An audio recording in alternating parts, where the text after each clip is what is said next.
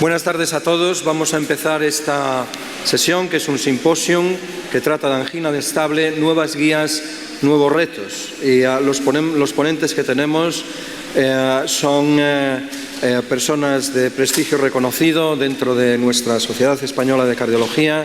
El orden del programa veréis que está no es un poco exactamente como tenía que ser, un orden lógico, pero por ocupaciones de algunas de las personas, pues hemos tenido que alterar el orden de las ponencias, ¿no? Sabéis que yo soy José Luis López Endón, mi coordinador es el doctor Ignacio Íñiguez. Es el nervio de las votaciones.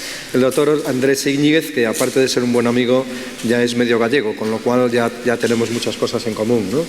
Y la primera presentación pues la hará el doctor Ángel Zequier, que va a hablar de revascularización, cómo seleccionar el candidato ideal. Ángel.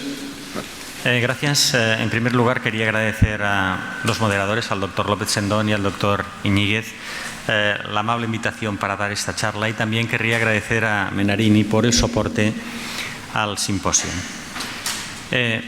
Esta diapositiva intenta resumir los puntos que analizaremos en los próximos 18 minutos, referidos específicamente a la selección del candidato para la revascularización en el escenario de la angina estable. En primer lugar, comentaremos de forma muy breve una serie de aspectos fisiopatológicos en relación al título de la charla. Posteriormente, el beneficio y sobre todo las limitaciones del tratamiento médico. Comentaremos los primeros estudios efectuados sobre revascularización versus tratamiento médico y nos detendremos un poco más en el COURAGE para finalizar con unas diapositivas en relación a las conclusiones. Respecto al primer punto, esta diapositiva muestra la típica progresión de la enfermedad coronaria, unos cambios histológicos y anatomopatológicos que se traducen en una progresiva reducción del diámetro de la luz del vaso. En algunas circunstancias puede provocarse una inestabilización de la placa, pero nos vamos a referir exclusivamente a este escenario en el que una placa aterosclerótica obstructiva condiciona una reducción significativa o importante de la luz del vaso, que se puede manifestar como angina de esfuerzo o ser detectada en pruebas de provocación de isquemia.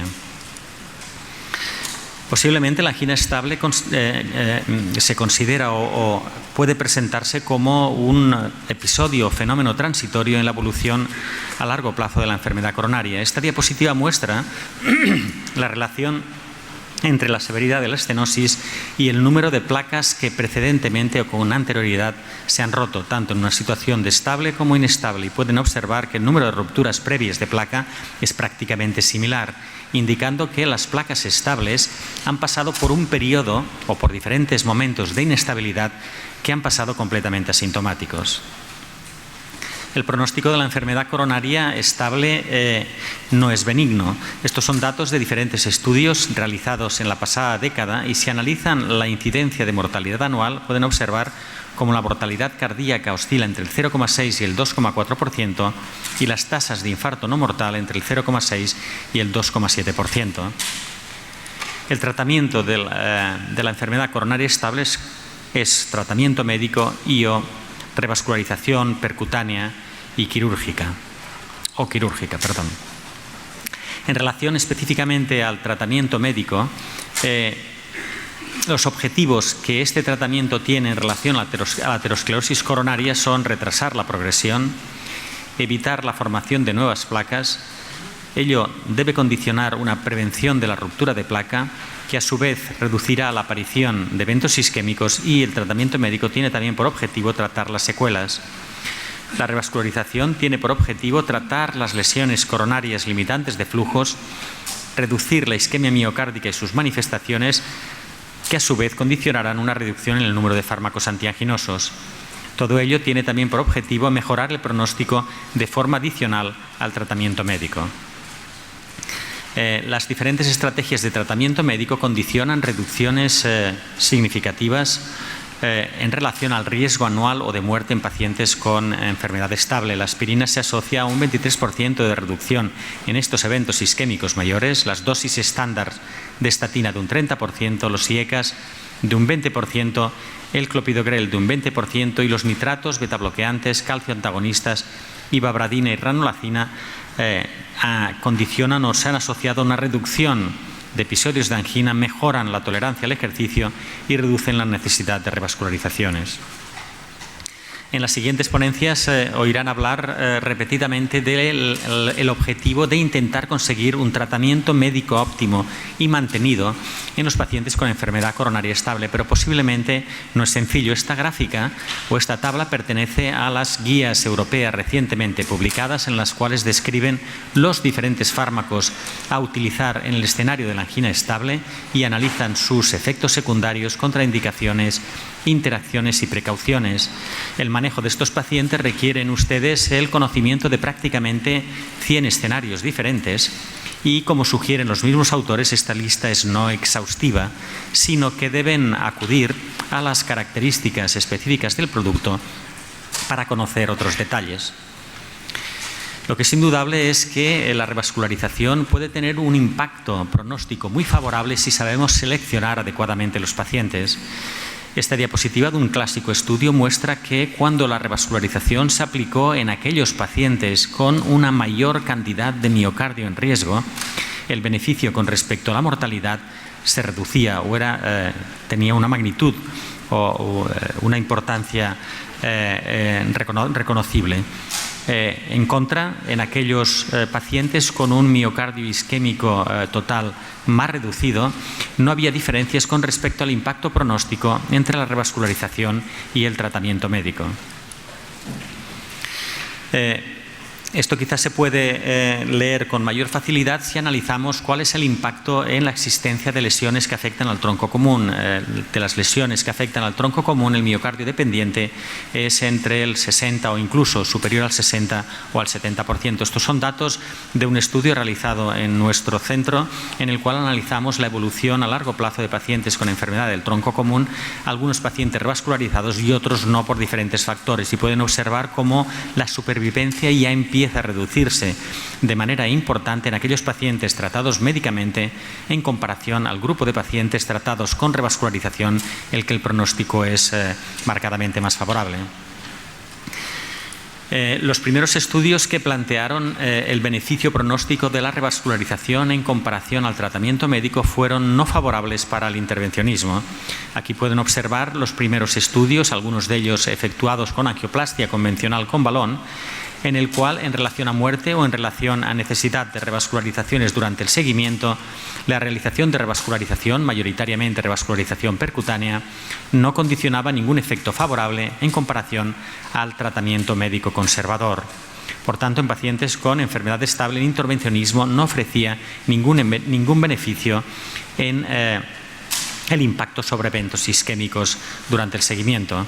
Sin embargo, sí que estos estudios consistentemente demostraban que aquellos pacientes que habían sido sometidos a revascularización mostraban una reducción con respecto a la incidencia, severidad y frecuencia de angina.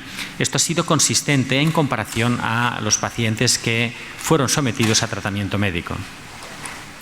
El estudio Courage ha establecido una línea, no sé si roja o verde, en relación al tratamiento de los pacientes con enfermedad coronaria estable. En el estudio Courage, más de 2.200 pacientes con evidencia de isquemia miocárdica, enfermedad coronaria estable y lesiones significativas fueron randomizados hacia tratamiento médico óptimo más revascularización, principalmente con intervencionismo, o tratamiento médico óptimo. Sin embargo, al evaluar las tasas de muerte o infarto agudo de miocardio o mortalidad de cualquier causa durante el seguimiento, no hubo ninguna diferencia independientemente de si los pacientes habían sido asignados a tratamiento médico óptimo o a revascularización junto al tratamiento médico óptimo. Sin embargo, el estudio Courage sí que seguía mostrando la consistencia de que aquellos pacientes revascularizados tienen menor frecuencia de angina, menor severidad de la misma, menor positividad en las pruebas de esfuerzo y una calidad de vida más favorable. El impacto del estudio Courage fue relevante en Estados Unidos. El estudio fue publicado en marzo del 2007, como ven en esta radiografía, y a partir justo en los meses siguientes ya se observó una reducción del 25% en los pacientes que con angina estable eran remitidos para realizar revascularización percutánea. Sin embargo, el estudio Courage no modificó prácticamente el número de pacientes en los que se conseguía un tratamiento médico óptimo. Pueden ver en círculos blancos pre-Courage y en círculos negros post-Courage, que tanto en pacientes antes del intervencionismo como después del intervencionismo, el porcentaje de pacientes que conseguía un tratamiento médico óptimo estaba comprendido entre el 45 y el 60%, sin experimentar ningún impacto con respecto a su cuidado, la publicación del estudio Courage. El estudio Courage sí que demostró que en los pacientes en los cuales se inducía isquemia, la realización de intervencionismo junto al tratamiento médico óptimo conseguía una reducción en la extensión del miocardio detectado, de isquemia miocárdica detectada en las pruebas de esfuerzo. En color amarillo ven las líneas que la intervención condiciona una reducción superior al 5% en isquemia miocárdica. Estas líneas son mucho más frecuentes en los pacientes sometidos a intervencionismo que en los pacientes sometidos a tratamiento médico óptimo. Un subanálisis del Courage documenta o es consistente con datos observados en otros estudios. Esta diapositiva resume datos de la CIP, del SWIS y del Courage de la fracción de pacientes con isquemia miocárdica documentada o detectada, isquemia silente, en la cual pueden observar que la mortalidad estaba significativamente reducida en estos 3 estudios en los pacientes que habían sido revascularizados junto a el seguir tratados con tratamiento médico óptimo. Pueden observar que la diferencia o la reducción en la mortalidad es estadísticamente significativa, favorable a los pacientes sometidos a revascularización. Esto es consistente con el estudio FAME2, que es un estudio posiblemente más de explicación fisiopatológica que de aplicabilidad diaria, en el que más de 1.200 pacientes con enfermedad coronaria estable, y al menos con una estenosis funcionalmente significativa, fueron randomizados hacia tratamiento médico o hacia intervencionismo, y pueden observar cómo los pacientes que fueron asignados a revascularización percutánea mostraron una menor incidencia con respecto al endpoint primario, mayoritariamente como consecuencia de que la revascularización reducía la necesidad de revascularizaciones urgentes o durante el seguimiento. ¿Es fácil la aplicabilidad o tiene impacto la aplicabilidad del estudio Courage en un escenario clínico diario o habitual? Estos son datos de un registro de Nueva York en el que pacientes con enfermedad coronaria estable que fueron sometidos a coronariografía, se evaluó cuál era la evolución en 2 grupos de pacientes que por un propensity score fueron macheados, de los pacientes en los que se efectuó revascularización o tratamiento médico.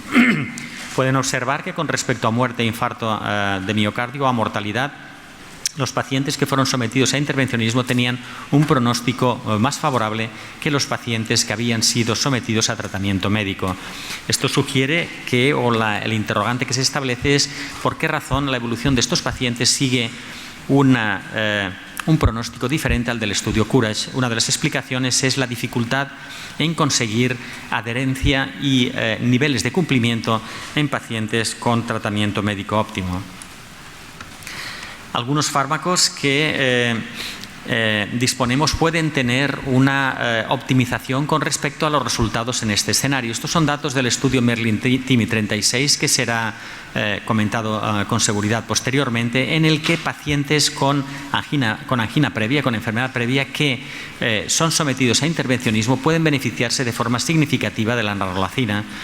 Por ejemplo, pueden observar cómo el grupo de pacientes asignados a este tratamiento y solamente los pacientes sometidos a intervencionismo parecen experimentar una reducción con respecto al endpoint primario, con respecto a la mortalidad, con respecto a la isquemia recurrente e isquemia que requiere revascularización. Es decir, que determinados fármacos con potencia antianginosa o antiisquémica pueden tener un mayor beneficio en el escenario del intervencionismo percutáneo. Es una diapositiva que intenta explicarse el potencial papel de la narrolacina tanto en la reducción de isquemia residual en pacientes sometidos a intervencionismo como en la posible aparición a largo plazo de la isquemia recurrente. Datos contrastados de este estudio posiblemente los vamos a observar o a obtener en los próximos 6 meses, siguiendo los resultados del estudio River PCI. En este estudio, que su inclusión finalizó, si mal no recuerdo, en mayo de este año, Pacientes con historia de angina previa más revascularización incompleta fueron randomizados a ranolacina después del intervencionismo o placebo. El endpoint primario del estudio es hospitalización provocada por isquemia o revascularización. En conclusión, en el manejo de los pacientes con enfermedad coronaria estable existe una clara relación entre la extensión de la isquemia y el pronóstico dependiendo de si los pacientes son tratados médicamente o revascularizados. La severidad de los síntomas y la extensión de la isquemia pueden ayudar a identificar los pacientes que tienen un riesgo aumentado de beneficiarse de la revascularización precoz. Estos marcadores son fácilmente identificables. Pueden observar que hay una clara relación entre la cantidad de miocardio isquémico en riesgo y el beneficio de la revascularización. Las guías europeas en angina estable recientemente publicadas indican o sugieren que pacientes con enfermedad coronaria significativa e isquemia de más del 10% del miocardio deben ser revascularizados.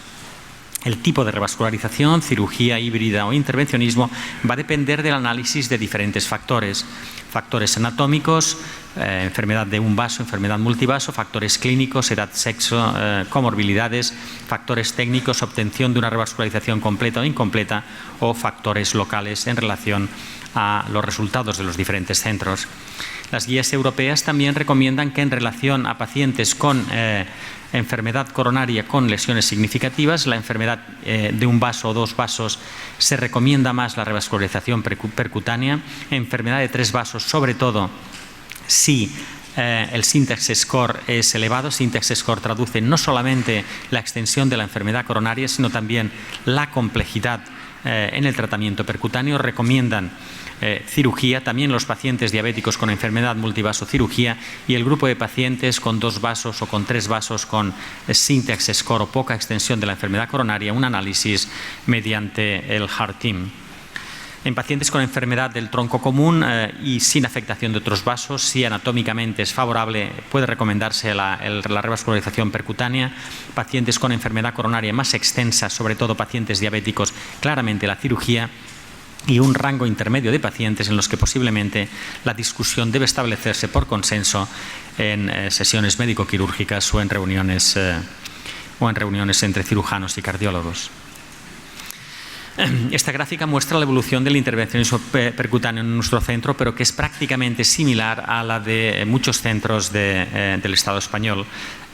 Pueden observar que el intervencionismo coronario percutáneo prácticamente ha experimentado una completa madurez desde el inicio, desde su introducción. En España, en el año 2011, se realizaron una media de 710 intervencionismos por centro, indicando unas garantías de obtención de resultados perfectamente contrastables y perfectamente similares a la de otros centros o centros europeos de volúmenes similares. Esta es la gráfica que muestra la relación que existe en cirugía coronaria entre el número de intervenciones anuales y el pronóstico. Y pueden observar que a partir de las 200 intervenciones la mortalidad es consistentemente más baja. Sin embargo, con menos de 200 intervenciones por año, la mortalidad puede ser baja o muy baja o puede alcanzar niveles muy altos con cifras muy importantes. En España, en el año 2011 se efectuaron una media de 90 cirugías coronarias por centro, es decir, que los centros españoles están situados en esta gama, es decir, con centros de mortalidad muy baja, pero con centros posiblemente con mortalidad muy alta. En conclusión, todos los pacientes con aterosclerosis coronaria se benefician de un tratamiento médico a largo plazo. Un tratamiento médico óptimo incluye la revascularización coronaria en pacientes seleccionados efectuada inicialmente o durante el seguimiento. La revascularización tiene un efecto favorable sobre síntomas, capacidad de ejercicio y supervivencia, particularmente en pacientes con enfermedad coronaria extensa e isquemia moderada o severa. El intervencionismo y la cirugía deben considerarse como un valor adicional y no como una alternativa al tratamiento médico. El debate no debe ser tratamiento médico versus revascularización, sino qué pacientes deben ser revascularizados y cuándo. En conclusión, pacientes asintomáticos o con mínimos síntomas y mínima isquemia pueden ser manejados médicamente. Por el contrario, pacientes con síntomas moderados o severos y con isquemia moderada o extensa deben ser remitidos para revascularización. Muchas gracias.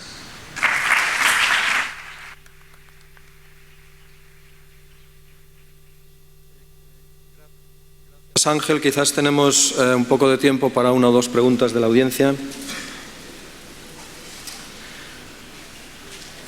Bueno, tus conclusiones son que los pacientes candidatos a revascularización son los que tienen isquemia, ¿no? Una isquemia moderada o severa, ¿no? Igual que en las guías se dice que es el 10% de isquemia, son candidatos para pensar en revascularización si tienen lesiones apropiadas para revascularizar, ¿no? La pregunta es, ¿cuánto esperas a ver si controlas la isquemia? O sea, si en una prueba de diagnóstico en un enfermo que está sin tratamiento médico y sospechas que tiene cardiopatía isquémica, haces una prueba de isquemia y tienes más del 10%, haces la indicación de revascularizar ya o inicias primero el tratamiento con aspirina, beta bloqueante. O sea, ¿le das alguna oportunidad al tratamiento médico a que controle? Le daría una oportunidad aproximadamente de 2 o 3 semanas. Yo intentaría buscar al paciente ponerlo en aquellas condiciones que el tratamiento médico sitúe, por ejemplo, un correcto tratamiento antiagregante, un correcto tratamiento con respecto a intentar, desde un punto de vista racional, llevar al paciente en unos aspectos que casi bordean la ética. Entonces, lo que indudablemente me haría decidir la revascularización es la extensión de la isquemia, independientemente de si el paciente está con tratamiento o sin tratamiento. Bien. Ángel, a mí me gusta ver cuando analizas un estudio, tendemos a fijarnos en el endpoint, pues que muchos de ellos colocan como endpoint combinado, que abarca una serie de eventos más o menos duros o más o menos blandos, que es lo que le ha pasado al Courage. Pero a mí me sorprende que cuando analizas los eventos independientemente, la verdad es que te lleva sorpresas. En concreto, a mí me gustaría saber tu opinión, porque si en los pacientes con cardiopatía isquémica estable, que están óptimamente tratados y que manifiestan a pesar de eso una isquemia en un porcentaje significativo de su miocardio, y resulta que la revascularización en ellos les aporta mejor calidad de vida, mayor reducción de los episodios de angina, mayor reducción de la isquemia, incluso en los metaanálisis, reducción de la mortalidad, ¿cuál es la causa de que haya bajado o cuál es tu interpretación de que a pesar de eso se haya reducido un 25 o un 30% el número de revascularizaciones en estos pacientes? El 25% de reducción fue una conducta que apareció inmediatamente en los meses siguientes a la publicación del estudio Courage. Yo creo, no sé muy bien cuál fue la razón, yo creo que teniendo en cuenta toda la legalidad que muchas veces rodea y la necesidad de mantener criterios defendibles desde el punto de vista de determinadas acciones, la conducta muchas veces que vemos o que conocemos que se realiza en Estados Unidos es una conducta más defensiva que realmente a veces con una racionalidad desde el punto de vista de impacto racional. Esto pasa, por ejemplo, lo vemos en el intervencionismo, los 2B3A que utilizan, la biopalirudina. Yo creo que la recomendación, que la reducción que se observó fue intentando, es mi opinión, la aproximación que realizan típico de una medicina muy particular como es la medicina estadounidense. Yo en mi opinión no creo que fue por una reflexión muy racional con respecto a un impacto pronóstico determinante. Muchas veces los estudios son analizados de una manera estricta, pero el aspecto de las conclusiones. Esta es mi interpretación. Muchas gracias. ¿Alguna pregunta, algún comentario en la audiencia? Bien, pues si no hay... Gracias, Ángel. Pasamos a la segunda comunicación, que la va a presentar el doctor José Ramón González Juanatey, y el título es Diagnóstico de la angina estable, búsqueda de isquemia o identificación de lesiones coronarias.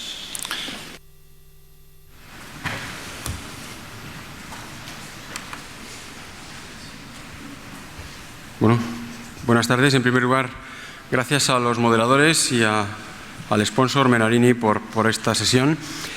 Y aunque el doctor Zequier ya se ha referido a aspectos avanzados y como ha habido que cambiar el programa, yo voy a intentar comenzar, si es que puedo, por el principio, está aquí, de cómo evaluar desde el punto de vista clínico a estos pacientes. Yo he tenido la oportunidad de participar en el comité de revisión de estas guías y, como se ha dicho aquí, casi todo el debate de estas guías estuvo centrado en la selección de los pacientes candidatos a revascularización. Hubo un poco de debate en el algoritmo terapéutico, que luego Pepe Zamorano seguro que nos presentará, pero casi el 90% del debate estuvo concentrado en crónicos con cardiopatía isquémica crónica, cómo seleccionar de forma precisa a los pacientes subsidiarios de revascularización o beneficiados de revascularización, partiendo de la premisa de que la revascularización transforma una enfermedad en otra o suma un factor a la aterotrombosis que pretende o que de hecho resuelve. Y esta es una situación completamente diferente al síndrome coronario agudo, donde la revascularización preside, en la mayoría de los casos, la estrategia terapéutica. Yo he dividido mi presentación en estas partes. Primero, la prevalencia, referirme al registro Clarify. La prevalencia de la angina es frecuente en pacientes con cardiopatía isquémica crónica, incluso clases 2 y 3, angina moderada grave, no es infrecuente y alcanza a más del 15% de los pacientes con cardiopatía isquémica crónica. Por tanto, el problema de la angina es un problema real en pacientes crónicos que pudiéramos llamar relativamente estables. Incluso en datos también de este registro dicen que la angina afecta al 10%, isquemia un 15% e isquemia y angina un 11%. Por tanto, el 35% tiene isquemia, angina o ambos. Y estos son, acaba de presentarse estos datos en el Congreso Europeo de Ámsterdam. Es frecuente en práctica clínica en pacientes con cardiopatía isquémica crónica la angina, la isquemia o ambos fenómenos clínicos. Por tanto, en el diagnóstico de la angina y en la evaluación de la angina existen una serie de elementos. Primero, la clínica, la evaluación clínica de los enfermos. Y la evaluación clínica tiene una serie de premisas. Todo paciente con enfermedad coronaria requiere tratamiento médico óptimo. Esta es la primera premisa. Y el valor de los test diagnósticos depende de la probabilidad de tu paciente para tener una determinada enfermedad. Volviendo a los orígenes del teorema de Bayes. Estas son dos premisas que rigen todo el contenido de las guías que a mí me parecen fundamentales y que pueden complementarse con esto. Es decir, todos los pacientes con enfermedad coronaria crónica, incluso precisan tratamiento médico óptimo. Y no todos los pacientes con estenosis coronarias se benefician de la revascularización. Este fue el espíritu del comité de estas guías. Y durante todo el debate de elaboración y revisión se siguió esta premisa de intentar identificar a los que se benefician de la revascularización, dando por hecho que el tratamiento médico óptimo afecta a todos los pacientes. Y desde un punto de vista de clínicos, en primer lugar, es la evaluación del síntoma angina. Y en las guías se deja muy claro, incluso se hace una especie de score de la angina, angina típica, angina atípica, probable angina y dolor torácico no anginoso, con 3 características que sí se cumplen o se cumplen de forma incompleta. Y esto creo que es algo fundamental porque la cardiopatía isquémica no es isquemia en práctica clínica, son síntomas, aunque haya muchos pacientes asintomáticos y el síntoma guía en este caso es la angina.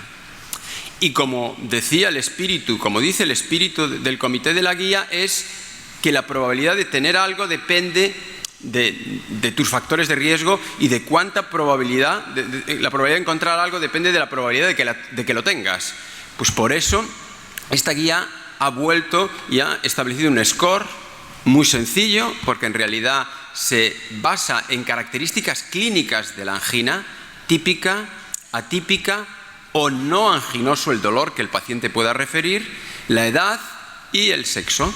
Y vemos cómo se dividen a los pacientes en muy alto riesgo, más de 85%, en donde iría directamente con tratamiento médico óptimo a la coronariografía y a la revascularización si hay anatomía subsidiaria, pero veis que afecta a un grupo pequeño de pacientes, serían varones exclusivamente con angina típica y de edad mayor de 70 años. Hay alto riesgo, que ya estaría en este grupo, que ya afecta, es decir, que es muy importante considerar la probabilidad que tienes de una determinada cosa, en este caso de cardiopatía isquémica, en función de criterios clínicos, la evaluación clínica insustituible, sencillos, aunque el riesgo se modifica, y esto también hay que destacar, en presencia de cambios en el electrocardiograma y sobre todo en presencia de depresión de la función sistólica determinada mediante ecocardiografía. De ahí que el electro y el eco aparecen como clase 1 con diferentes niveles de recomendación, pero es clase 1 para el diagnóstico o el algoritmo diagnóstico o la estrategia diagnóstica de todo paciente con cardiopatía isquémica crónica o sospecha de angina. Por tanto, la clínica, considerando a la clínica el electro y el ecocardiograma junto con la historia clínica. Y ya la evaluación de estos pacientes. Podríamos distinguir una primera evaluación, paciente que acude por primera vez a una consulta. Evaluación de los síntomas y exploración física, la historia clínica, electro, una bioquímica completa con perfil metabólico y un ecocardiograma. En base a esto, si la fracción de eyección de este paciente con síntomas típicos es menor del 50%, síntomas típicos, cateterismo sin más complicaciones, después de una evaluación inicial, y si hay anatomía subsidiaria, revascularización. Si el paciente no tiene fracción de eyección menor de 50, hay que llevar a cabo un test de detección de isquemia. ¿Cómo? Si no tiene síntomas típicos. Creo que también esto es muy importante a destacar. Tiene que presentar angina típica. Y test de detección de isquemia que nos va a dar una probabilidad baja, media o alta de cardiopatía isquémica. Por tanto, si tu paciente tiene una probabilidad muy baja de cardiopatía isquémica, no es necesario otras pruebas. Pacientes con angina típica o personas o individuos con angina típica, jóvenes con muy baja probabilidad, menos del 15%. Son muchos en consultas de alta resolución o de acto único en el ámbito de la cardiología. No requieren pruebas adicionales. Pacientes de muy alto riesgo, más de 85% de probabilidad pretest de tener cardiopatía isquémica. Tampoco hay que complicarse demasiado la vida, ya que el diagnóstico es prácticamente seguro. Hay que instaurar tratamiento médico óptimo, especialmente y sobre todo si el paciente tiene depresión si ya tiene depresión de la función sistólica, y vamos por el algoritmo de antes. Y probablemente todos estos pacientes, si tienen síntomas moderados o graves, deberían ir a cateterismo. Pero el problema está aquí, en el gran número de pacientes que acuden a nuestras consultas y que tienen una probabilidad pretest entre el 15 y el 85%, la mayoría. Y aquí debemos buscar un test que nos oriente en la estrategia. Muchos de estos pacientes son pacientes que incluso tienen angina o síntomas y conocemos que tienen cardiopatía isquémica crónica. Si están muy sintomáticos, posible revascularización en esa probabilidad incluso intermedia. Si están asintomáticos o moderadamente sintomáticos, estratificación del riesgo, basado en factores de riesgo cardiovascular clásicos, en la frecuencia cardíaca, en la fracción de eyección y un test de detección de isquemia. Si alto riesgo, en el test de detección de isquemia, CATE, y si hay anatomía subsidiaria, revascularización. Si el riesgo es moderado o bajo, tratamiento médico óptimo. Como os decía, estas guías, durante todo el tiempo el comité insistía en que deberíamos identificar a los pacientes que más se podrían beneficiar o que se podrían beneficiar de la revascularización. Por tanto, hay que ir a un test de detección de isquemia, y estas son las diferentes formas de aproximarse a la isquemia, y también hay que aproximarse a la anatomía coronaria. A la isquemia, electro de estrés, prueba de esfuerzo convencional, eco de estrés, isótopos, resonancia, anatomía, TAC o coronariografía. ¿Cómo seleccionarlo?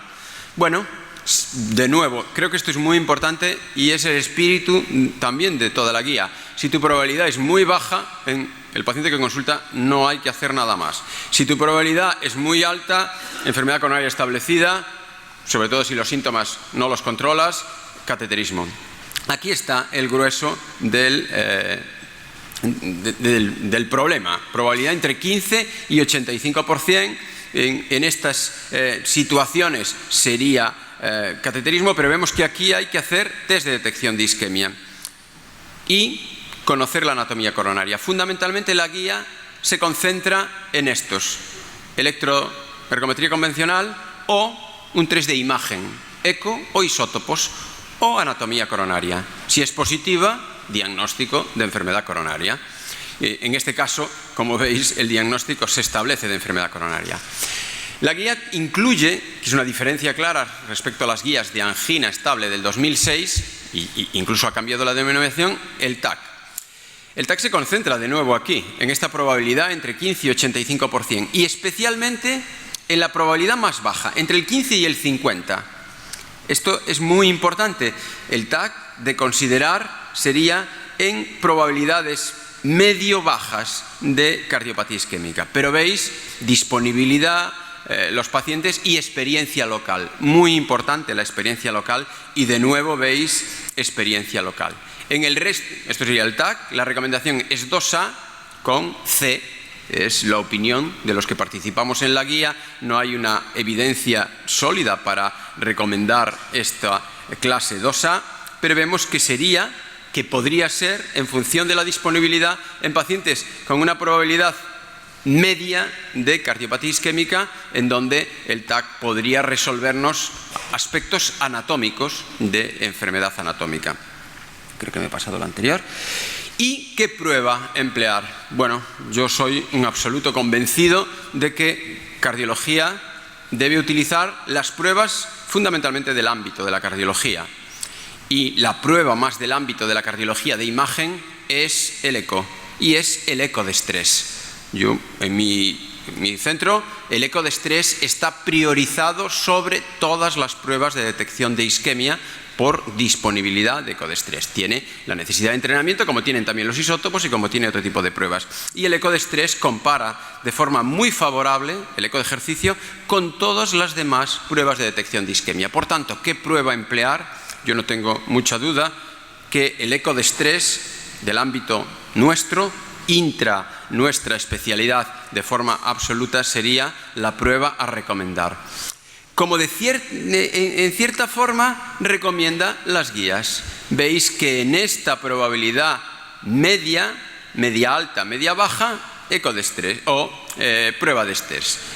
Veis que es prueba de estrés que podría ser en pacientes con probabilidad media baja, electro de ejercicio, ergometría convencional, aunque se dice que si hay experiencia y disponibilidad, el eco de estrés podría ser una buena alternativa, pero veis que en los pacientes con probabilidad más alta o fracción de eyección baja sin angina típica, prueba de imagen, ecocardiografía de estrés o isótopos o resonancia, pero probablemente, desde mi punto de vista, ecocardiografía de estrés, aunque esto, al final, yo que he enviado no sé cuántos comentarios sobre esto, no apareció de esta forma en la guía, pero sí yo quiero volver a expresar, por lo menos mi opinión, que debería priorizarse el eco de estrés en esta situación. Por tanto, veis que en probabilidades medias bajas el test de esfuerzo aún sigue siendo útil con fracción de eyección conservada, pero en probabilidades más altas, probabilidades pre-test, con fracción de eyección baja, sin síntomas típicos, el test de imagen. De nuevo, lo que Zequier nos decía, el test de imagen y la detección de isquemia es clave en estos pacientes para determinar la estrategia, el célebre 10% de isquemia, pero hay que cuantificarlo, porque normalmente, y hay que incluirlo en los informes, ¿cuál es la magnitud de la isquemia?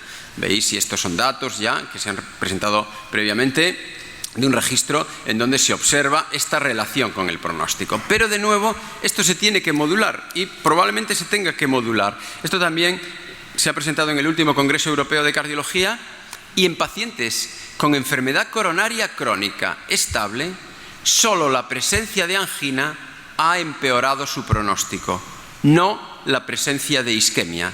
Esto es isquemia solo, y con isquemia solo en pacientes con enfermedad coronaria crónica. Bien es cierto que la mayoría de los pacientes tendrían isquemia no muy grave, porque si tuvieran isquemia muy grave seguramente hubieran sido revascularizados.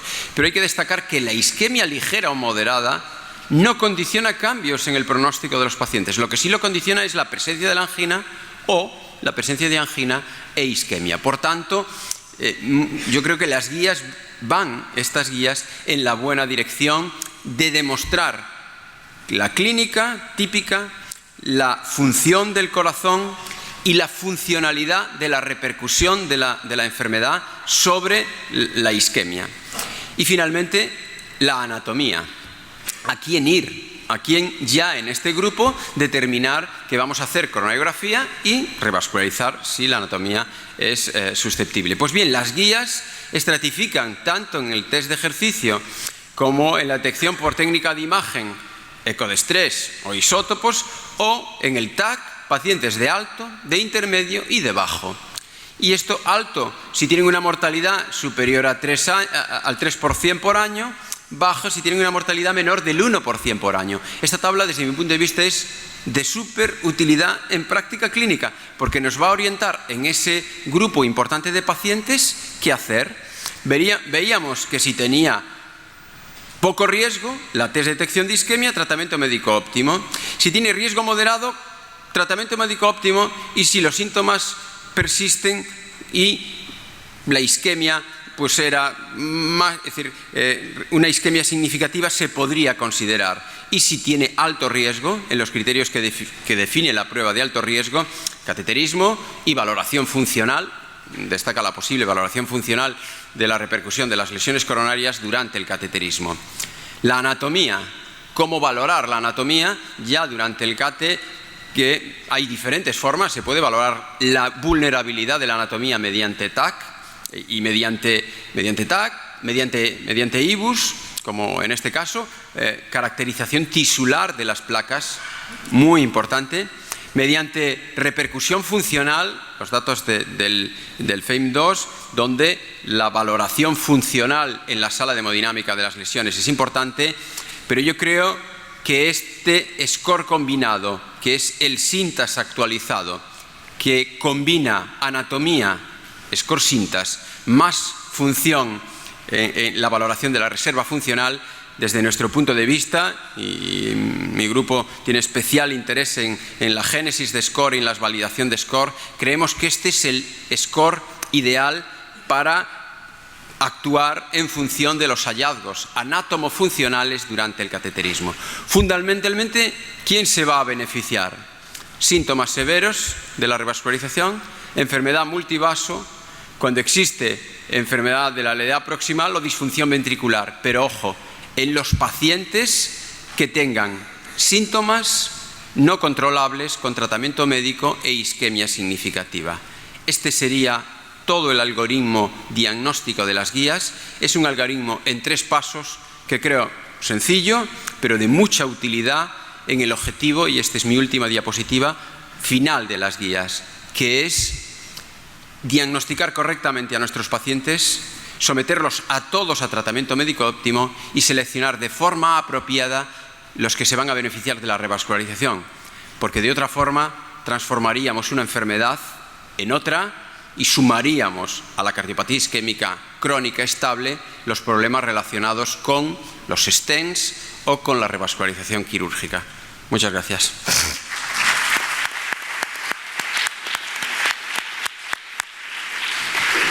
Gracias, José Ramón. Quizás tenemos tiempo para 1 o 2 preguntas.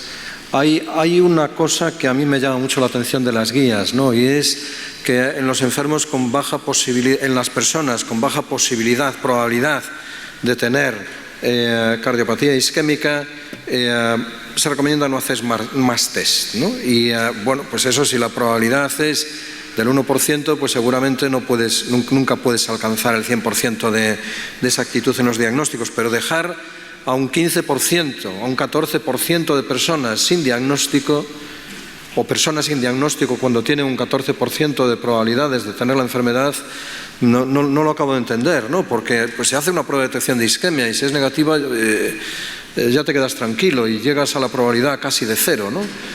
No estoy convencido que en esos pacientes haciendo un test de detección de isquemia que sea negativa, te quedes tranquilo de que no tenga cardiopatía isquémica. Pero te quedas más tranquilo de que si no le haces nada, porque la recomendación de las guías es, ahí se paró la investigación. Yo creo, siento disentir, pero creo que no. Porque justamente la prueba de isquemia en esos pacientes con probabilidad tan baja, o esos individuos con probabilidad tan baja de tener cardiopatía isquémica, puede crear una incertidumbre cuyos resultados sean difíciles de interpretar, porque uno tiene que tener claro qué va a hacer con los resultados de una prueba antes de pedirla. Que este es el problema de muchas pruebas. Tú tienes que saber qué vas a hacer con el resultado. A estos pacientes la guía no dice que no se le haga nada. Se dice que se debe conocer su perfil de riesgo cardiovascular y tratar de forma adecuada sus factores de riesgo. Especialmente la guía insiste en el LDL, en conseguir objetivos en función de tal. Por tanto... Bien, de todos modos, vamos a ver, es cuestión de opiniones, ¿me entiendes? Yo no concibo en intentar llegar a un diagnóstico en una persona que tiene dolor precordial y que las pruebas que tenemos que hacer, no estamos hablando de hacerle un cateterismo, estamos hablando de hacerle un test de esfuerzo, si quieres con ecos, ¿me entiendes? O sea, no es que vayamos a hacer ahí, lo tengamos que hacer una exploración cruenta para llegar a un diagnóstico, no lo comparto. Pero es como si me dices que como tienes un bulto en la mama y es pequeño y eres muy joven, pues no te hacemos... yo creo que no es así. Es decir, porque si el enfermo tiene angina típica, nunca va a tener menos del 15% de probabilidad pretest, con ninguna, si tiene angina típica, salvo que tenga menos de 20 años, una cosa así. Sí, otra pregunta. Sí, soy Jesús Palomo, cardiólogo de Gregorio Marañón. A lo mejor, José Luis, lo que estás comentando puede influir que el hecho que si la probabilidad pretest es muy baja, te puede confundir y a lo mejor te metes en una escala de pruebas que puede ser más perjudicial que beneficiosa. No sé si a lo mejor puede ir un poco por ahí la cosa. Yo era un comentario, quería hacer otra pregunta. Con respecto al manejo de estos pacientes, claro, también influye el tipo del perfil del paciente, ¿no? Paciente joven, deportista, ¿no? El concepto de tratamiento óptimo, pues probablemente el tratamiento óptimo es diferente si está revascularizado o no. Entonces, en cuanto al manejo de síntomas, me refiero. Entonces, ¿que te cambiaría la actitud en el paciente que es joven, deportista, que quiere hacer deporte para tener un umbral más bajo para pedir la coronografía, para saber la anatomía coronaria? Bueno, respecto al tratamiento médico óptimo, eso sí que es un poco independiente, pues si el paciente tú tienes el diagnóstico de cardiopatía isquémica, los objetivos de control de factores de riesgo, del LDL menor de 70, todo eso se debe considerar. Respecto a un paciente que haga ejercicio, que pretende hacer ejercicio, o que haga ejercicio y que no sea muy mayor, de nuevo, la probabilidad pretest y en función de su clínica, del hallazgo del electro y del hallazgo del eco. El hallazgo del electro y los hallazgos del eco sí que pueden modular la probabilidad pretest basada exclusivamente en los síntomas, en la edad y en el sexo. Si ese paciente tuviera alteraciones en el electrocardiograma basal, o ya no digamos, tuviese alteraciones en la contractilidad o global o segmentaria, sí que sería, como dicen las guías, quizás en esa situación, sobre todo los hallazgos del electro y del eco sí que podrían modular mi actuación, pero si tiene una probabilidad pretest sigue siendo baja, aunque sea joven y haga ejercicio, si yo tengo el diagnóstico, si no tiene diagnóstico de cardiopatía isquémica, control de factores de riesgo. Si lo tiene, en ese contexto, se ha hecho un test de detección de isquemia y tiene isquemia ligera, yo porque haga ejercicio no sería más agresivo, porque le transformaría la enfermedad crónica estable, que sabemos cómo tratarla bien, en una enfermedad doble, crónica estable más un dispositivo en las coronarias. Muy bien, bueno, no tenemos tiempo para más discusión porque todavía faltan dos ponencias. Gracias, José Ramón. La ponencia siguiente es tratamiento médico, qué fármacos y para quién. La va a dictar el doctor José Luis Zamorano. Gracias, José Luis. Andrés. Bueno, hemos ya catalogado nuestra sintomatología del paciente, hemos estratificado al paciente y vamos a ver cómo tenemos que tratarle y qué nos dicen las guías en el tratamiento. Bueno, realmente tenemos que tener en cuenta que aquí también hubo su discusión. La discusión entraña numerosos aspectos y no es tan fácil el poder catalogar cada fármaco y al final pues muchas veces hay que llegar a un consenso que no a una unanimidad. Y dicho eso, hay unas normas en la guía generales antes de llegar al tratamiento farmacológico y realmente estas normas generales inciden en que lo importante es que mejoremos la calidad de vida, y esto pasa por disminuir los síntomas, y mejoremos también el pronóstico de nuestros pacientes. Por tanto, la guía empieza en el aspecto terapéutico por incidir en que tenemos que dedicarle tiempo a nuestro paciente y hablar de los factores de riesgo, el control de todos ellos, explicarle bien los factores de riesgo, hacerle cambiar sus hábitos de vida y después pasar también a una educación importante con el paciente, que va a incluir incluso hasta explicarle la rehabilitación cardíaca y la rehabilitación incluso domiciliaria. ¿Qué dice respecto a estos hábitos higiénico-dietéticos? Bueno, pues en principio deberemos recomendarle ejercicio, y eso quiere decir por lo menos 3 días en semana y por lo menos 30 minutos en cada ejercicio. La rehabilitación debe recomendarse claramente, y por tanto la rehabilitación cardíaca debe ser ya una herramienta que tenemos que poner al mismo nivel que los fármacos, y en la rehabilitación que llevamos del siglo XXI pues es incluir todos los aspectos que nos permite la telemedicina, la rehabilitación domiciliaria de los pacientes. En cuanto a la dieta, también estamos hablando en la guía de recomendaciones claras, y claras son las grasas trans. Como sabéis, tenemos que tratar de evitarlas. Incluso ya hay ciudades que han prohibido en sus supermercados, en sus bares, restaurantes, las grasas trans. Es importante que hablemos de una restricción de sal, que está cuantificada como menos de 5 gramos, 30 a 50, 45 gramos de fibra diarias. También recomendar una dieta equilibrada con frutas. Realmente, como veis, la guía entra muy en detalle de hasta qué punto tenemos que incidir en nuestros hábitos dietéticos. Bueno, y ahora ya, después de esta introducción que hace de generales, pues entramos en el tratamiento farmacológico. Y aquí, como decía antes, tenemos que mejorar los síntomas, quitar los síntomas, dejarle al paciente, por tanto, con una mejor calidad de vida, y luego tenemos que prevenir la recurrencia de eventos cardiovasculares.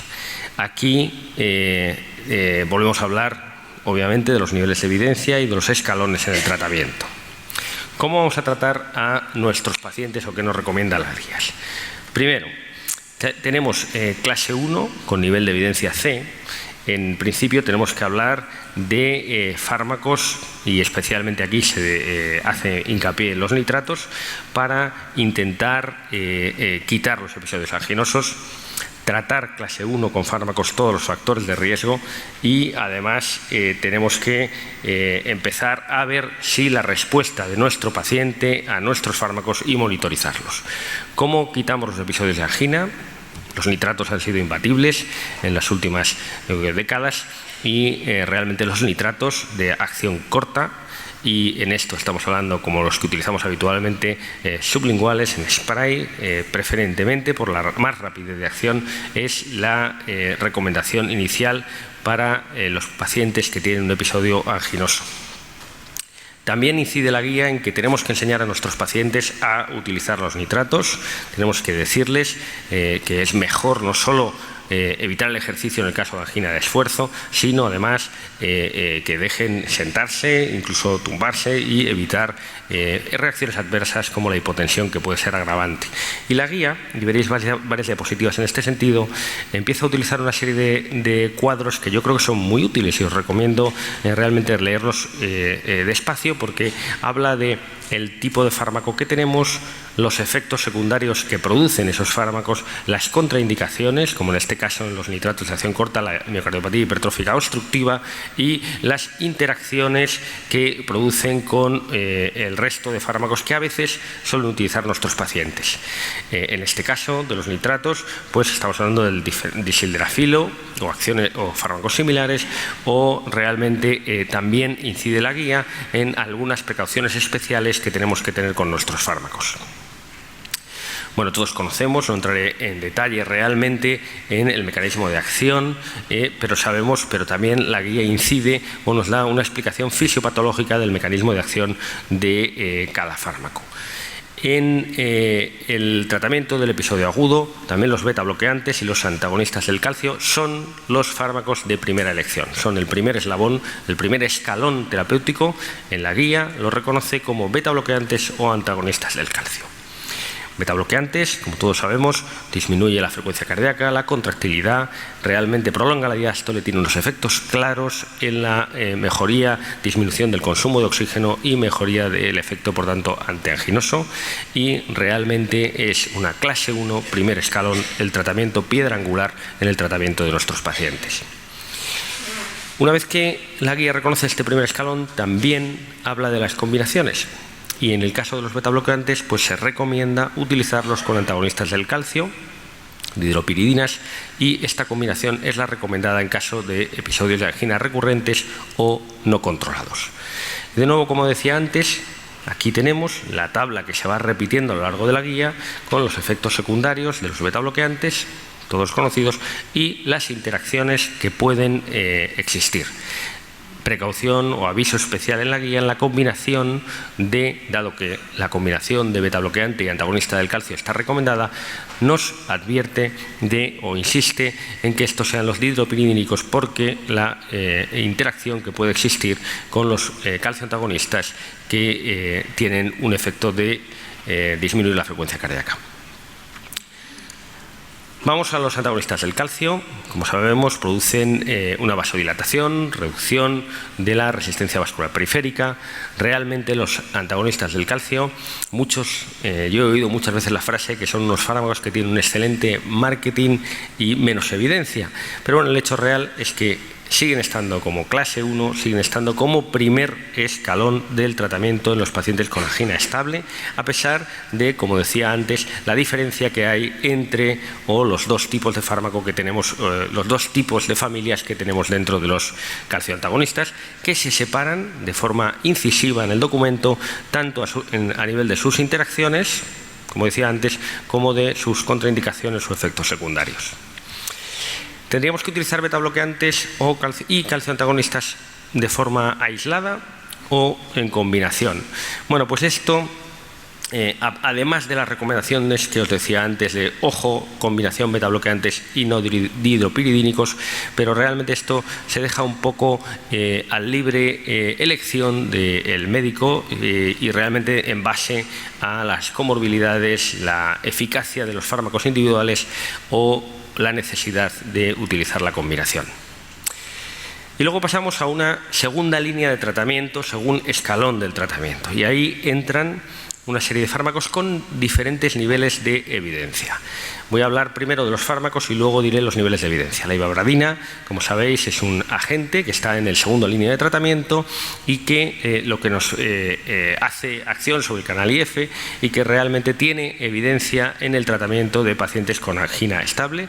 Debe ser considerada en pacientes que son intolerantes o no controlados de forma adecuada con beta bloqueantes y con una frecuencia cardíaca mayor de 60 en ritmo sinusal. Esta es la indicación realmente que existe.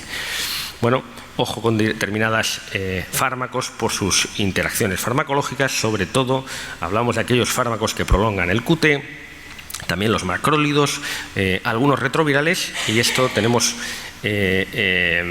experiencias con incluso episodios de muerte súbita en pacientes que estaban tomando retrovirales y que se asoció con ivabradina. El nicorandil también es un fármaco que está en la segunda línea y ahí sale en la guía. Como sabéis, estimula los canales sensibles al ATP del potasio en la célula muscular lisa. Tenemos que tener algunas interacciones que sabemos y se pueden utilizar después del uso de betabloqueantes y antagonistas del calcio, aunque no es un fármaco que por lo menos en nuestro país tenga una acción predominante. La ranolacina también está claramente identificada en la guía. Como sabéis, es un inhibidor selectivo de los canales tardíos del sodio que tiene claramente un efecto antiisquémico y además actúa sobre propiedades metabólicas. Realmente es un fármaco que ha sido aprobado por la EMA y en aquellos pacientes se podría utilizar como primera línea los que están no controlados o son intolerantes a los fármacos del primer escalón, betabloqueantes o antagonistas del calcio. En esta segunda línea de tratamiento también está la trimetacidina, llamémosle un modulador metabólico. El alopurinol también sale en esta línea, pero como veis, y esta diapositiva incido aquí, porque en el primer escalón terapéutico es clase 1A, betabloqueantes calcio antagonistas, pero en la segunda línea diferenciamos dos grupos.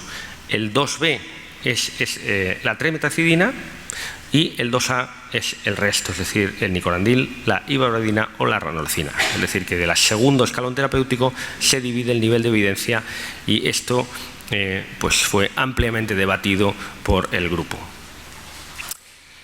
¿Y qué teníamos que hacer además? Bueno, pues prevenir eventos, y para ello, de nuevo, obviamente, la aspirina en dosis baja es la primera elección. El clopidogrel puede ser utilizado en pacientes con intolerancia a la aspirina, pero no tenemos evidencia del uso de prasugrel o ticagrelor en pacientes estables, y esto se queda reflejado en el documento. Tampoco es recomendado la combinación de agentes antiplaquetarios de forma sistemática. Obviamente esta afirmación que está en la guía es modulada inmediatamente si estamos ya sometidos al paciente con revascularización, pero estoy hablando de pacientes estables, no está indicado la doble antiagregación. En cuanto al tratamiento lipídico, el objetivo se ha bajado con respecto a las últimas guías de prevención y de acuerdo a la homogeneización de datos con las guías de lípidos publicadas hace 2 años, y el LDL debe estar en menos de 70 miligramos por decilitro. Y cómo tratar la dislipemia, la estatina es el fármaco de primera elección. ¿Qué tenemos que hacer con inhibidores del eje renina-angiotensina-aldosterona? Bueno, pues realmente mejora el pronóstico de mi paciente si existe hipertensión asociada, disfunción ventricular, diabetes o insuficiencia renal crónica. Es decir, que estas son las comorbilidades que me indican que yo tengo que añadir este tratamiento en pacientes con angina estable, es decir, no en todos. Bueno, yo creo que eso básicamente resume todo lo que habla del tratamiento médico. O sea que básicamente si yo tuviera que elegir o qué tendríamos que hacer, esto es en cuanto a los pacientes con aspirina, como decíamos, con necesidad de antiplaquetarios. Y yo creo que en conclusión, o yo creo que el mensaje importante aquí en las guías es, ojo, 2 cosas tenemos que intentar conseguir: síntomas, pronóstico del paciente, prevenir. En primera línea, cuando el paciente tiene dolor, los nitratos de acción corta. Primera escalón de tratamiento, betabloqueantes, calcio antagonistas, combinación en los pacientes que no estoy controlando, con betabloqueantes o calcio antagonistas también como primer escalón. En este caso, los dihidropiridínicos, tratar de evitar los calcio antagonistas con efecto cronotrópico negativo. Y dentro de la segunda línea terapéutica hablamos de diferentes fármacos, pero que tienen distinto nivel de evidencia. Hablamos de ivabradina, nicorandil, ranolcina con indicación 2A y trimetazidina con indicación 2B, que aunque esté como segunda línea tiene mucho menor peso y menor nivel de evidencia en nuestros pacientes. Y con objetivo de prevenir eventos, tendremos que tener siempre antiagregado a mi paciente, aspirina como primera elección, y si no, clopidogrel. No tenemos datos y no se recomienda prasugrel ni ticagrelor. Tratar en todos los pacientes con estatinas y el objetivo es LDL menos de 70, y tenemos que dar IECA o ARA2 solo si tengo otras comorbilidades. Recordemos: hipertensión, insuficiencia renal crónica, microalbuminuria, disfunción ventricular. Muchas gracias.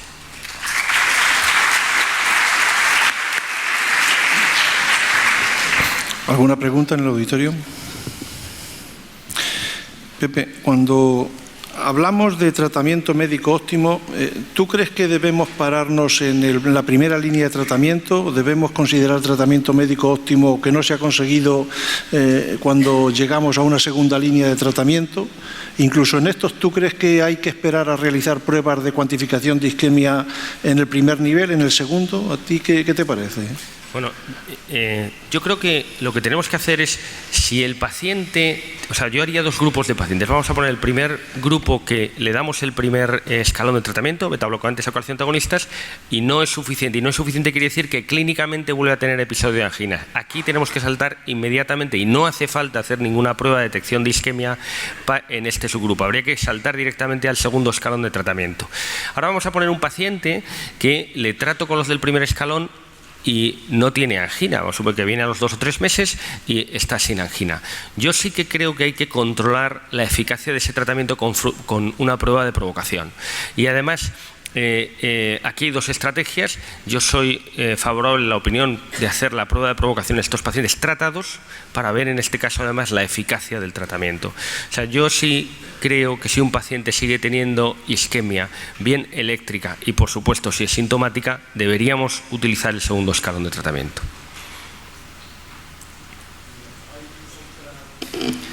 Hay varias cuestiones que en las guías chocan un poco, ¿no? Por ejemplo, de alguna manera a los antagonistas del calcio se les ha dado más relevancia que las guías anteriores, ¿no? Y sin embargo no ha habido ningún estudio en que apoyarse en el tiempo desde el año 2006. ¿Cómo fue la discusión de esto? Bueno, realmente los antagonistas del calcio se pusieron en escalón 1 pensando en el alivio sintomático, pero es cierto que probablemente son los que tienen menos evidencia científica de todos los grupos que se han hablado ahí. Fíjate, la discusión fue más por si añadir en el primer escalón de combinaciones betabloqueantes con otras opciones, por ejemplo ivabradina, que si el bajar el calcioantagonista al segundo escalón terapéutico. Entonces, ¿por qué se dejó en clase 1 primer escalón terapéutico? Fue por su evidencia en cuanto al relief, el control sintomático, más que el pronóstico. Muchas gracias, Pepe. Vamos a finalizar este simposio con la ponencia que va a desarrollar mi comoderador, el doctor José Luis López Endón, sobre el estudio isquemia y con la eterna pregunta de to be o no to be, que es revascularizar o no revascularizar. Cuando quiera, José Luis. Pues muy bien, no tenemos diapositivas, por lo que veo. No puedo ni creer.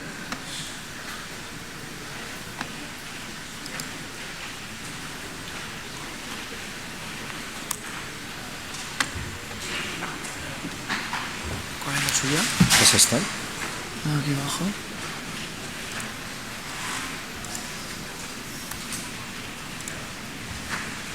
Pues los he entregado, ¿no?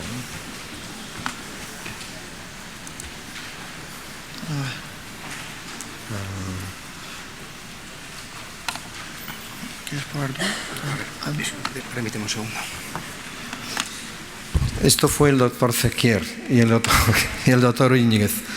Pero de todos modos, incluso sin diapositivas, soy capaz... Las tengo... José Luis, sí. ¿Quieres intentar colocar tu ordenador a ver si funciona? No, si las diapositivas las he entregado, o sea que no... Vale. Bueno, vamos a ver. El asunto es que yo creo que en estos momentos hay una idea muy clara que el tratamiento de la angina de pecho estable o de la cardiopatía isquémica crónica estable tiene 3 pilares, ¿no? Un pilar es la revascularización miocárdica de lesiones apropiadas para ser revascularizables.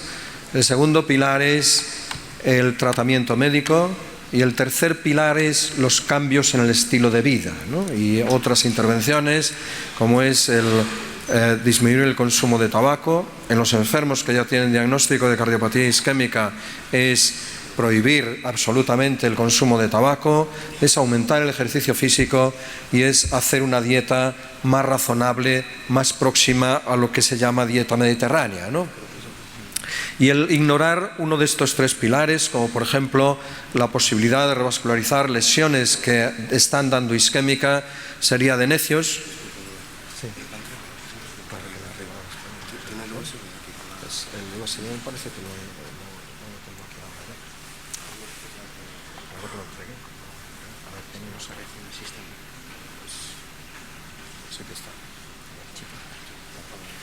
Entonces sería un poco de necios negar una parte de estos tres pilares, igual que, es decir, hay que contar con las tres cosas y las tres cosas son para todos los enfermos.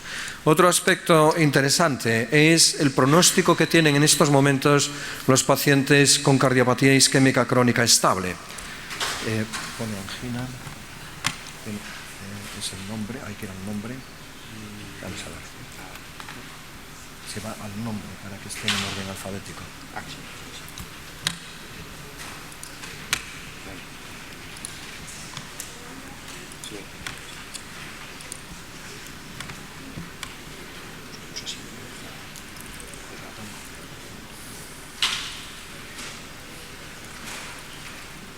Esta, ¿no? Esa.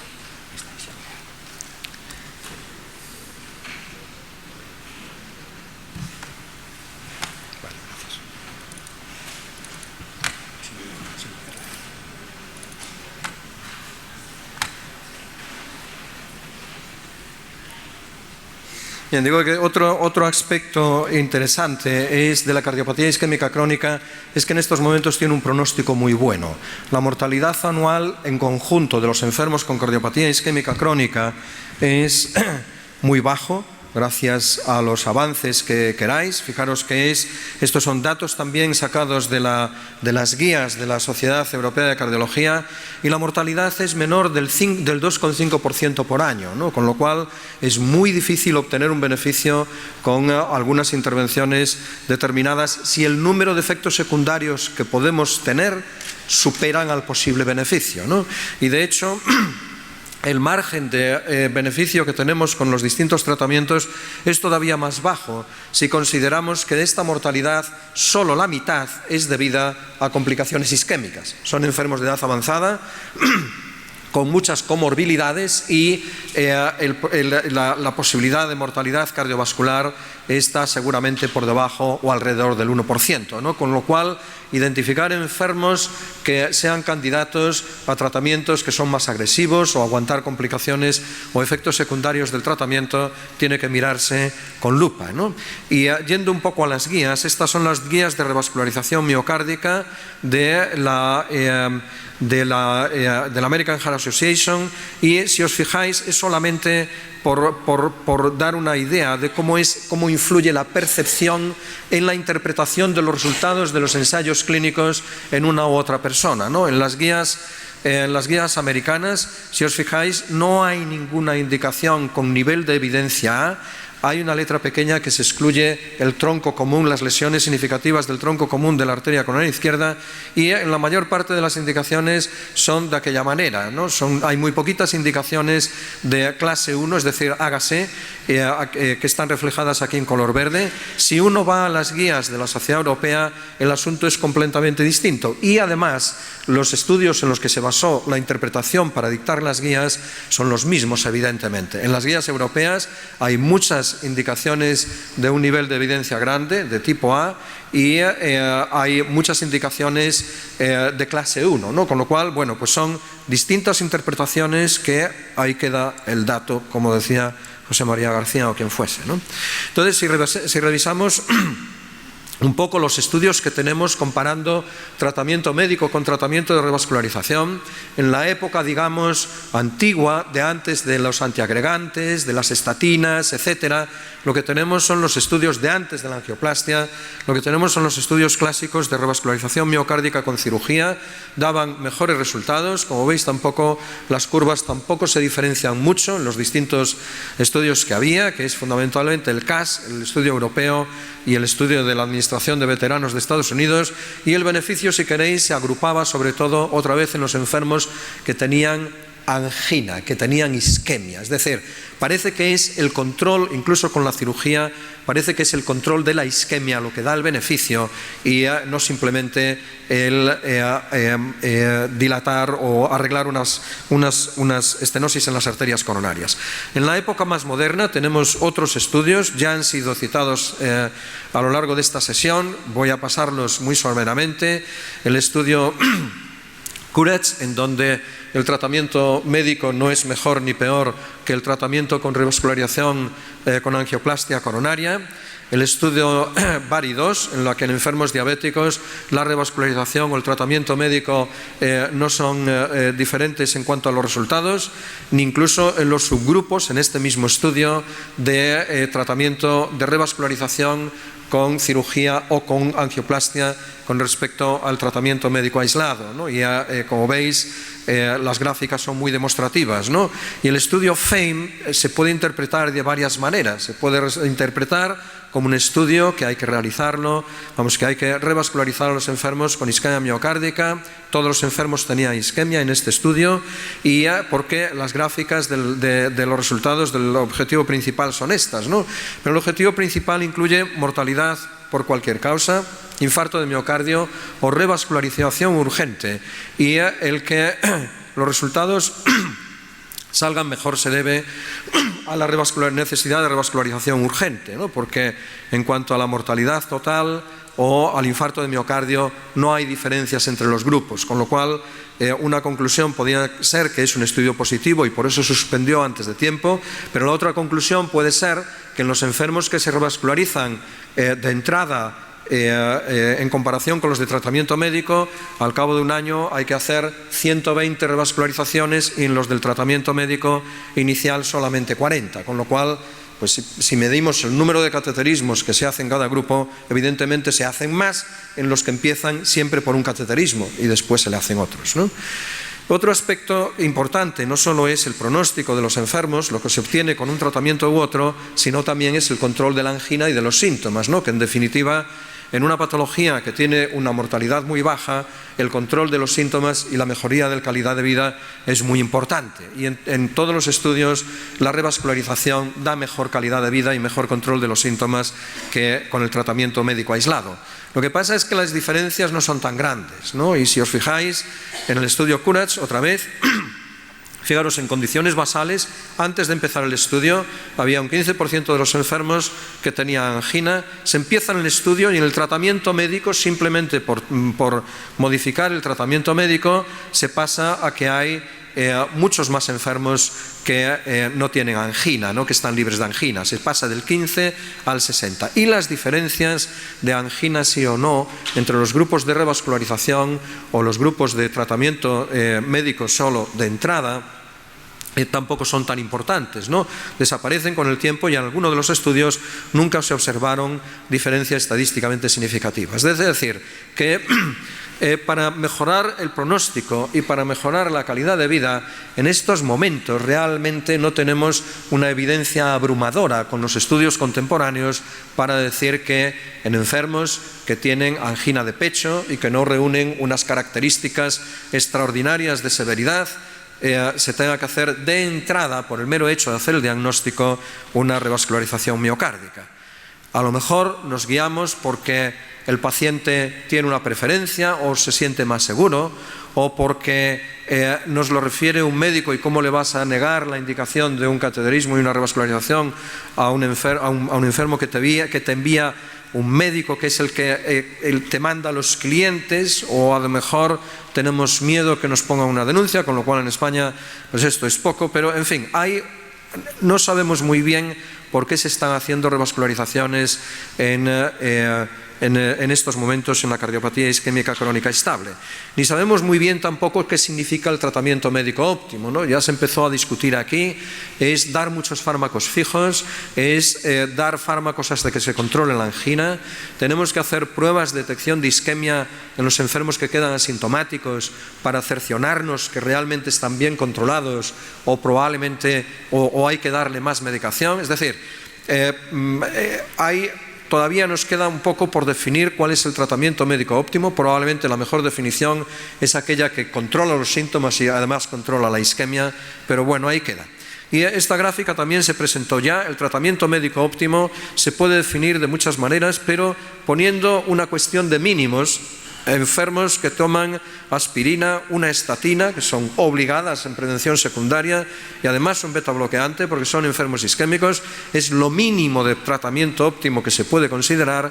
Fijaros que, bueno, pues hay un montón de antes de hacer la revascularización miocárdica, pues más de la mitad de los enfermos no están recibiendo una aspirina, una estatina y un fármaco antiisquémico, ¿no? Con lo cual estamos haciendo revascularizaciones miocárdicas en la práctica clínica sin tratamiento antiisquémico, a lo mejor sin estatinas o sin aspirina, que es un poco una contradicción, ¿no?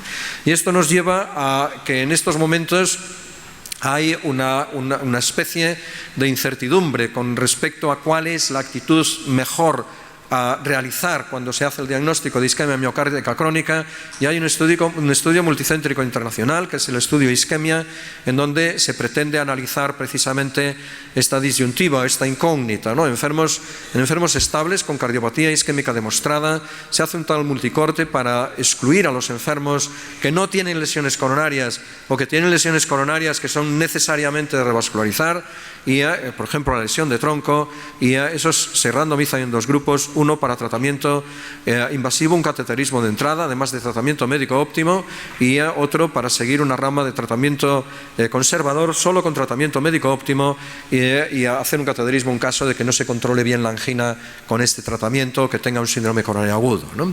El estudio en definitiva, está apoyado por las guías, tanto las últimas guías de la Sociedad Europea de Cardiología como por las guías de la Sociedad Americana.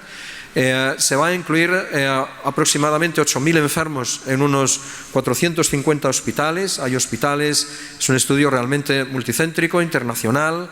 Se realiza con una beca del Instituto Nacional de la Salud de Estados Unidos, y en España van a participar de momento estos centros. Es difícil arreglar los papeles sin tener una compañía farmacéutica o alguien que haga los trámites burocráticos, pero tenemos ya estos hospitales a punto de empezar. Hay uno que es La Paz, que ya ha empezado, y si alguien tiene interés en participar en este estudio, no tiene nada más que ponerse en contacto conmigo o con el doctor Zequier, que somos los encargados del estudio en nuestro país, ¿no? Y solamente como curiosidad, fijaros que en los enfermos que van incluidos en el estudio por ahora, de 500 enfermos incluidos, tenían enfermedad de tronco el 9%, y estos no se randomizan, simplemente se aconseja la revascularización de entrada, pero hay un 15% de enfermos que tienen angina, que tienen más del 10% de miocardio isquémico y que no tienen lesiones coronarias, ¿no? Con lo cual esto nos hace reflexionar, y también indica que el tratamiento médico probablemente es importante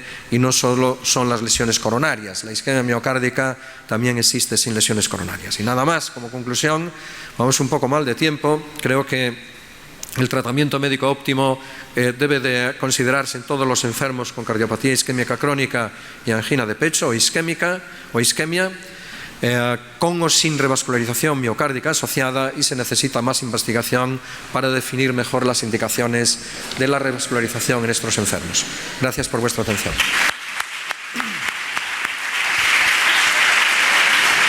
¿Alguna pregunta en el auditorio? Solo una pregunta, José Luis. Y la última diapositiva lo ha reflejado bastante bien lo que quiero decir. Cuando uno analiza los pacientes que se intenta incluir en un estudio y los que finalmente se incluyen, al final resulta pues que en este se lleva el 50%, pero que en otros probablemente no representan más allá del 10 o del 15% de la población real. Y yo creo que esa es la principal dificultad para trasladar las conclusiones a la práctica diaria.